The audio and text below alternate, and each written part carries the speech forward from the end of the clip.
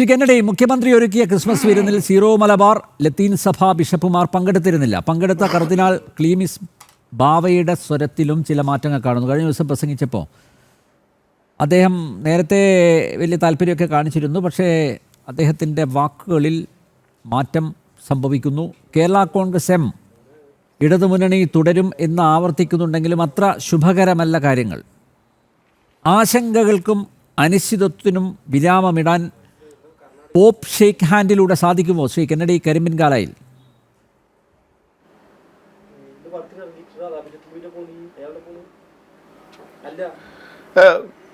നോക്കൂ നമ്പ്യാർജി, ഞാനൊരു കാര്യം സത്യസന്ധമായിട്ട് പറയാം. ഏതായാലും ക്രിസ്ത്യാനികൾക്ക് മുമ്പെന്നത്തെക്കാളും നല്ല ഡിമാൻഡുള്ള സമയം തെരഞ്ഞെടുപ്പ് അടുത്തത് കൊണ്ട് മാത്രം ആണ് അതെന്നുള്ളത് സത്യം. ഈ പാലം കടന്നു കഴിഞ്ഞാൽ കൂരാനാണോ എന്നറിയില്ല. ഏതായാലും ഈ ഒരു ഘട്ടത്തിൽ ക്രിസ്ത്യാനികൾക്ക് തീ പിടിച്ച വില, പൊന്നും വിലയുള്ള സാധനം. അപ്പോൾ ഞാൻ എല്ലാ പാർട്ടികളെയും കുറിച്ചും ഒന്ന് വിലയിരുത്തട്ടെ. BJP നേരത്തെ തന്നെ ക്രിസ്ത്യൻ സമൂഹത്തിലേക്ക് ഒരു പാലം വിട്ടു. നല്ല രീതിയിൽ അത് എന്താ പറയുന്ന വർക്കൗട്ടാക്കാനുള്ള മാർഗങ്ങളെക്കുറിച്ച് നോക്കുന്നു. അത്തരത്തിലേക്കുള്ള സ്ട്രാറ്റജിക്കലായിട്ടുള്ള മൂവൊക്കെ അവർ നടത്തുന്നു. അങ്ങനെ നിൽക്കെ സീറോ മലബാർ സഭയുടെ സിനഡ് നടക്കുന്നതിനിടെ കൂടി ഇടിച്ചു കയറി പ്രതിപക്ഷ നേതാവ് ശ്രീ VD സതീശൻ MABA ഞങ്ങളുടെ മേജർ ആർച്ച് ബിഷപ്പുമായിട്ട് കൂടിക്കാഴ്ച ഉണ്ടാകുന്നു. അപ്പോൾ സതീശൻ വാലയെ പിടിക്കുമ്പം സഖാവ് പിണറായി തലയ്ക്ക് പിടിച്ചു എന്ന് കരുതിയാൽ മതി. സതീശൻജിയെ കൊണ്ട് സീറോ മലബാർ സഭയുടെ തലവനെ കാണാൻ കഴിഞ്ഞുള്ളൂ. അതെ ഞാൻ പറഞ്ഞത്. അപ്പോൾ സതീശൻജിയൊക്കെ കൊണ്ട് സീറോ മലബാർ സഭയുടെ തലവനെ കാണാൻ കഴിഞ്ഞപ്പോൾ സഖാവ് പിണറായി മാർപ്പാപ്പയെ തന്നെ കാണാനുള്ള നീക്കം നടത്തുന്നു. ഏതായാലും ഇതൊക്കെ തെരഞ്ഞെടുപ്പുമായിട്ട് ബന്ധപ്പെട്ടല്ല എന്ന് പറയാൻ നമുക്ക് കഴിയില്ല. തെരഞ്ഞെടുപ്പുമായിട്ടൊക്കെ ബന്ധപ്പെട്ട് തന്നെ വേണം നമ്മളിതിനെയൊക്കെ കാണാൻ. ഞാൻ എന്ത് നീക്കം നടത്തിയെന്ന് പറഞ്ഞാലും സത്യസന്ധമായി നമ്മൾ രാഷ്ട്രീയത്തെ കണ്ടു കഴിഞ്ഞാൽ കഴിഞ്ഞ ലോക്സഭാ തെരഞ്ഞെടുപ്പിൻ്റെ ഒന്ന് അവലോകനം നടത്തി ഒന്ന് അനലൈസ് ചെയ്ത് കഴിഞ്ഞാൽ നമുക്കൊരു കാര്യം ബോധ്യമാവും. BJP ഏതായാലും കേരളത്തിൽ വളരുന്നുണ്ട് എന്നൊരു ഫാക്റ്റാണ്. അത് ആർക്ക് ഇഷ്ടപ്പെട്ടാലും ഇഷ്ടപ്പെട്ടില്ലെങ്കിലും ഏതാണ്ട് ഒരു 10, 20, 21 സീറ്റോളം അവർക്ക് കിട്ടാനുള്ള നിലയിലാണ് ലോക്സഭയുടെ തെരഞ്ഞെടുപ്പിൻ്റെ റിസൾട്ട് കാണിക്കുന്നത്. കാരണം ഏതാണ്ട് 21ഓളം അസംബ്ലി കോൺസ്റ്റിറ്റ്യുവൻസിയിൽ അവർക്ക് മുന്നേറാൻ കഴിഞ്ഞു, 1ാം സ്ഥാനത്തെത്താൻ കഴിഞ്ഞു. എന്ന് പറഞ്ഞാൽ അസംബ്ലി കോൺസ്റ്റിറ്റ്യുവൻസിയിൽ 1ാമത് വരിക എന്ന് പറഞ്ഞാൽ അത് പ്യുവറായിട്ട് തന്നെ അത് MLA സ്ഥാനമാണല്ലോ. പക്ഷേ അതിൽ നിന്ന് കുറച്ച് വ്യത്യാസപ്പെട്ടൊരു പാറ്റേൺ ആയിരിക്കാം ഒരുപക്ഷെ ലോക്സഭാ ഇലക്ഷനിൽ വരിക. 21 വന്നില്ലെങ്കിലും ഒരു 10 10 മുകളിലോ MLAമാർ BJPയിൽ ഇപ്രാവശ്യം കേരളത്തിലുണ്ടായാൽ അതിൽ തീർച്ചയായിട്ടും സ്വാഭാവികമെന്നേ ഞാനതിനെ കാണൂ. കാരണം അത്തരത്തിലുള്ള അധ്വാനമൊക്കെ അവർ നന്നായിട്ട് നടത്തുന്നുണ്ട്. മുമ്പ് എന്നത്തേക്കാളും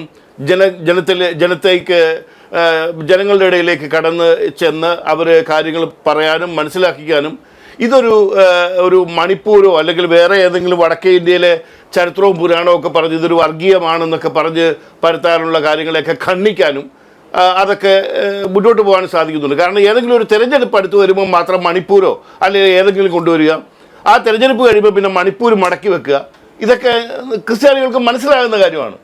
അത് കഴിഞ്ഞിട്ട് മണിപ്പൂരിനെ കുറിച്ച് ഇപ്പോൾ ആരും സംസാരിക്കുന്നില്ല. ഇനി തെരഞ്ഞെടുപ്പ് തൊട്ടടുത്ത് നിൽക്കുമ്പോൾ വീണ്ടും മണിപ്പൂരോ ഏതെങ്കിലും പറഞ്ഞുകൊണ്ട് വീണ്ടും വരും. ഇതൊക്കെ നമുക്ക് മനസ്സിലാകുന്നുണ്ട്. മണിപ്പൂരിൽ എന്താണ് നടന്നതെന്ന് നമ്മൾ മനസ്സിലാക്കുന്നുണ്ട്. മണിപ്പൂരിൽ സുന്ദരമായിട്ടൊരു മന്ത്രിസഭ വരാൻ പോണു. മെയ്തയുടെ മുഖ്യമന്ത്രി കുക്കിയുടെ ഡെപ്യൂട്ടി മുഖ്യമന്ത്രിയുമായി അവിടെ അധികാരമേൽക്കുന്നു. കൃത്യമായി എന്താണോ ഒരു ജനാധിപത്യ രാജ്യത്തിൽ നടക്കേണ്ടത് സുന്ദരമായി അതൊക്കെ BJPക്ക് വർക്കൗട്ട് ചെയ്യാൻ സാധിക്കുന്നുണ്ട്. അവർ നേരെ കാര്യങ്ങൾ കൊണ്ടുപോകുന്നുണ്ട്.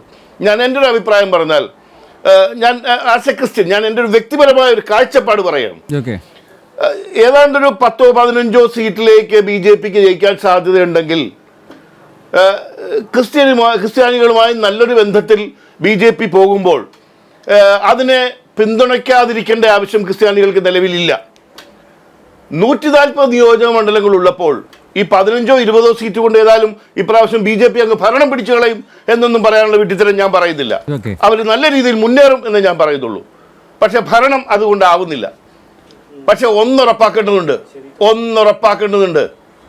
ഒരു എന്താ പറയുന്ന ഒരു വൈറ്റ് വോക്കറിൻ്റെ സ്ഥാനത്തുള്ള വെറും സോംബിയുടെ സ്ഥാനത്തിലുള്ള ഒരു സ്ഥാനത്ത് മാത്രമുള്ള കോൺഗ്രസ്, അതായത് മുസ്ലിം ലീഗിൻ്റെ കൊത്തുകൊണ്ട് തലയ്ക്ക് മന്ദത ബാധിച്ചിരിക്കുന്ന കോൺഗ്രസ്, മുസ്ലിം സംഘടനകളെ മുഴുവൻ ഒറ്റ ചരടിൽ കോർത്ത്, സകലമാന തീവ്രവാദ സംഘടനകളെയും ഒറ്റ ചരടിൽ കോർത്ത് അതിൻ്റെ മുന്നിൽ നിന്ന് മുസ്ലിം ലീഗ് നയിക്കുകയും ആ മുസ്ലിം ലീഗ് നയിക്കുന്ന മുന്നണിയിലെ ഘടകകക്ഷിയായി കോൺഗ്രസ് മാറുകയും ചെയ്യുന്ന ഒരു സന്ദർഭത്തിൽ തീർച്ചയായും കേരളത്തിൻ്റെ ഒരു ഭരണം അവർക്ക് വിട്ടുകൊടുക്കാൻ അത് ഒരു അപകടകരമായ നീക്കമായിരിക്കും. അതുകൊണ്ട് സ്വാഭാവികമായും നല്ലൊരു നേതാവ് തന്നെയാണ് സഖാവ് പിണറായി എന്ന് സമ്മതിക്കാതിരിക്കാൻ കഴിയില്ല. അദ്ദേഹം തീക്ഷ്ണശാലിയായ നേതാവാണ്. അദ്ദേഹത്തിൻ്റെ കാലഘട്ടത്തിൽ അദ്ദേഹം ജീവിച്ചിരിക്കുമ്പോൾ തന്നെ ഒരു തവണ കൂടി അദ്ദേഹത്തിൻ്റെ എല്ലാ കഴിവുകളും എക്സ്ട്രാക്ട് ചെയ്യാൻ, എല്ലാ കഴിവുകളും മലയാളിക്ക് കിട്ടത്തക്ക വിധത്തിൽ ഒരു തവണ കൂടി അദ്ദേഹം ഭരണത്തേറിയാൽ അതിൽ അതല്ലെങ്കിൽ നമ്പ്യാർജി അതല്ലെങ്കിലുള്ള അപകടം ആലോചിക്കൂ.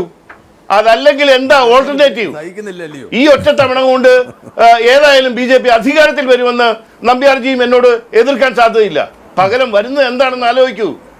നമ്മൾ പിന്നെ 8 അടി മൂർഖനെ എടുത്ത് തലേ വെക്കണം. ആ തലേ വെച്ച് പിന്നെ കുടഞ്ഞാലും പൂത്താലും മാറില്ല. നമ്മൾ എങ്ങനെ രക്ഷപ്പെടും? ഈ നാട് അവരുടെ കൈക്കുള്ളിലാവും. അവർ ബിസിനസ് തരത്തിലൊക്കെ അവർ പിടിച്ചടക്കി കഴിഞ്ഞു. ഞങ്ങളുടെ ഒരു സീനിയർ മെത്രാൻ, ഞാൻ പേരും ഡീറ്റെയിലും ഇപ്പൊ കാര്യത്തിലേക്ക് കടക്കുന്നില്ല എങ്കിലും ഒരു സീനിയർ മെത്രാൻ ഒരു കാര്യം പറഞ്ഞത് ഞാൻ ഈ തരണത്തിൽ ഓർക്കട്ടെ. സീറോ മലബാർ സഭയെ രണ്ടാക്കി പിളത്താൻ ഒരു മുസ്ലിം തീവ്രവാദ സംഘടന പണം മുടക്കി. നാളിതുവരെ ഇല്ലാതിരുന്ന ഒരു വിഷയം, ഒരു ഭിന്നിപ്പുണ്ടാക്കാൻ ഗുരുതരമായിട്ട് എടുക്കേണ്ടതാണ്. യെസ്, അതാണ് ഞാൻ പറഞ്ഞത്. ഏത് രീതിയിലാണ് കാര്യങ്ങൾ പോകണമെന്നറിയാൻ ഞങ്ങളുടെ സഭയിൽ മുമ്പില്ലാത്ത വിധത്തിലുള്ള പ്രശ്നങ്ങൾ, മുമ്പില്ലാത്ത വിധത്തിൽ നേതൃത്വത്തെ ചോദ്യം ചെയ്യുന്ന സ്ഥിതി, മുമ്പില്ലാത്ത വിധത്തിൽ അൽമായർ സമൂഹം രണ്ടാകുന്ന സ്ഥിതി, മുമ്പില്ലാത്ത വിധത്തിൽ കോടതി കേസുകൾ, മുമ്പില്ലാത്ത വിധത്തിൽ ജനം റോഡിൽ തമ്മിൽ തല്ലുന്ന രീതിയിലേക്ക് മാറ്റാൻ പണം മുടക്കിയ ഒരു വിഭാഗം, ആ വിഭാഗം ഭരിക്കുന്ന രീതിയിലേക്ക് ഞങ്ങൾ നിൽക്കണോ?